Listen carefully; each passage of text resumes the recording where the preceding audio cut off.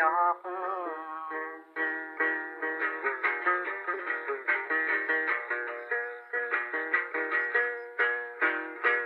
nằm thúc tát khao lơ bằng bìa hót cần hơi là ngắm choác mà thân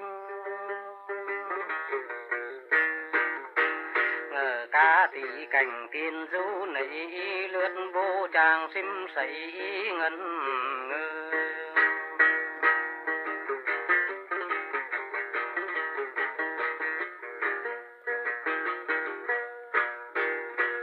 khách là cùng bố ngờ thì này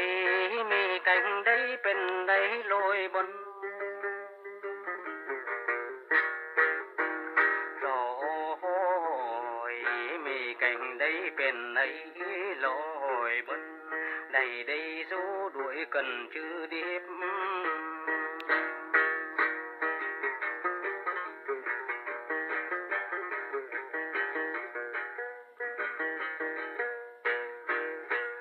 du chùm mồ ba bề chờ gió chùm ngườm buông bó lù cốc tục ba nơi